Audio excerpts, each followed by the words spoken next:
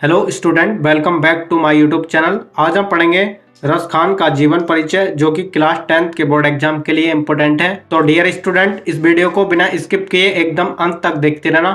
सबसे पहले हम ये देख लेते हैं कि आपको बोर्ड एग्जाम में किस प्रकार से क्वेश्चन पूछा जाएगा। आइए इसके लिए हम एक मॉडल पेपर को देखते हैं।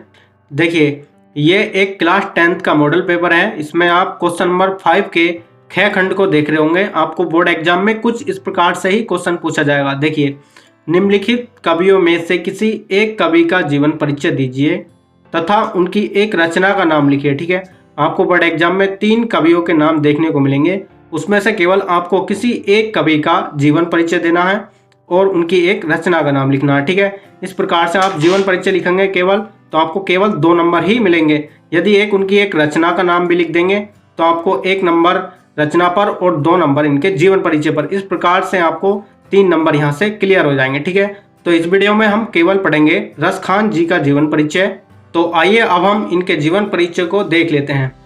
देखिए, सबसे पहला आप बोर्ड एग्जाम में क्वेश्चन लिखेंगे या क्वेश्चन का नंबर लिखेंगे। ठीक है, क्वेश्चन लिखने के बाद आपको इस प्रकार से ब्लैक पेन से हेडिंग लिखनी है, जीवन परिचय। ठीक है, और आपको बोर्ड एग्जाम में केवल ब्लैक और ब्लू पेन का यूज करना है। आपको हाइलाइटर या जेल पेन का यूज नहीं करना है। ठीक है, तो इस प्रकार से हेडिंग लिखने के बाद इसमें आगे लिखेंगे, कृष्ण भक्ति शाखा के कवि रस खान का जन्म सन 1548 ईस्वी के लगभग दिल्ली में हुआ था। यानी कि रस खान का जो जन्म हुआ था सन 1548 ईस्वी के लगभग दिल्ली में हुआ था। ठीक है, यानी कि रस खान जो थे ये एक मुस्लिम कवि थे। मुस्लिम कवि होने के बाद भी ये कृष्ण भक्ति शाखा के कवि थे। ठीक है, तो इस प्रकार से लिख सकते हैं, कृष्ण भक्ति शाखा के कवि रस खान का जन्म सन 1548 ईस्वी के लगभग दिल्ली में हुआ था। ठीक है, देखिए कुछ स्टूडेंट इनके जन्म की जो सन है, ठीक है, इसमें कंफ्यूज रहते हैं। इनकी जन्म मृत्यु कुछ बुक्स में अलग अलग है, तो आपको कंफ्यूज नहीं होना है। आपको किसी ऑथेंटिक बुक से या गूगल पर सर्च करके देख सकते हैं। ठीक है, तो इस प्रकार से इसमें आगे लिखना है, इनका वास्तविक नाम सैयद इब्राहिम था। ठीक है, इनका जो वास्तविक नाम था वह सैयद इब्राहिम था। ठीक है, लेकिन ये रस खान नाम से प्रसिद्ध है। ठीक है, तो इस प्रकार से इसमें लिख सकते हैं कि इनका वास्तविक नाम सैयद इब्राहिम था। ये दिल्ली के पठान सरदार कहे जाते थे। ठीक है, यानी कि ये दिल्ली के पठान सरदार कहे जाते थे। विद्वानों में इनके जीवन काल को लेकर मतभेद है, यानी कि इनके जन्म मृत्यु और जन्म स्थान को लेकर भी विद्वानों में कुछ मतभेद है। इस प्रकार से भी आप लिख सकते हैं। ठीक है, और आगे लिखना है, लेकिन रस खान द्वारा रचित ग्रंथ प्रेम वाटिका से प्राप्त संकेतानुसार इनका जन्म दिल्ली राजवंश में हुआ था। यानी कि कुछ विद्वानों का कहना है कि जो स्वयं रस खान द्वारा रचित जो प्रेम वाटिका इनका ग्रंथ है, उसमें जो संकेत मिले हैं विद्वानों को, उसके अनुसार इनका जो जन्म स्थान माना जाता है वह दिल्ली राजवंश में मानते हैं। ठीक है, तो और आगे लिख सकते हैं, रस खान कृष्ण भक्त थे। ठीक है, जो रस खान थे वे कृष्ण भक्त थे। इन्होंने अपना सारा जीवन गोकुल की गलियों में भजन कीर्तन में गुजार दिया। यानी कि जो रस खान जी जो थे, इन्होंने अपना लगभग सारा जीवन गोकुल की गलियों में भजन कीर्तन में गुजार दिया। ठीक है, और आगे लिखना है, इनकी कृष्ण भक्ति से प्रभावित होकर गोस्वामी विट्ठलनाथ जी ने इन्हें अपना शिष्य बना लिया। आप जानते हैं जो रस खान थे वे कृष्ण भक्ति शाखा के कवि थे। ठीक है, और जो गोस्वामी विट्ठलनाथ जी हैं, इन्होंने रस खान जी को अपना शिष्य बना लिया। ठीक है, इस प्रकार से लिख सकते हैं। और आगे लिखना है, और वल्लभ संप्रदाय के अंतर्गत पुष्टि मार्ग की दीक्षा प्रदान की।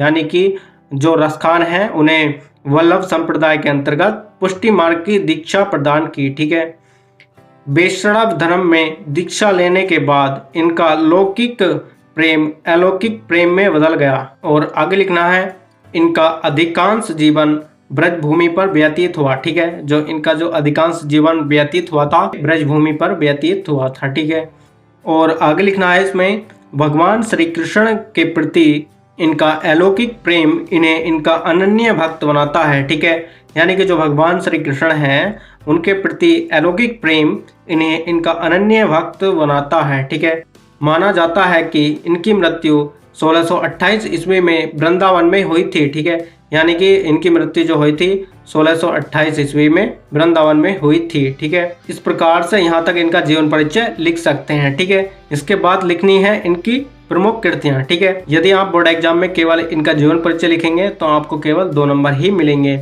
और यदि इनकी एक कृति का भी नाम लिख देंगे तो आपको यहाँ से पूरे नंबर मिलेंगे। देखिए, इस प्रकार से आपको ब्लैक पेन से हेडिंग लिखनी है प्रमुख कृतियां। ठीक है, इसमें एक लाइन लिख सकते हैं, इनकी लिखी 2 रचनाएं ही मुख्य रूप से प्रसिद्ध हैं। ठीक है, यानी कि इनकी जो 2 रचनाएं हैं मुख्य रूप से प्रसिद्ध हैं। ठीक है, नंबर फर्स्ट पॉइंट डाल करके इस प्रकार से लिख सकते हैं, सुजान रसखान। ठीक है, और नंबर सेकंड पॉइंट डाल करके इस प्रकार से लिख सकते हैं, प्रेम वाटिका। यानी कि इनकी केवल 2 रचनाएं ही मुख्य रूप से प्रसिद्ध हैं। ठीक है, इस प्रकार से फर्स्ट सेकंड पॉइंट डाल करके लिख सकते हैं।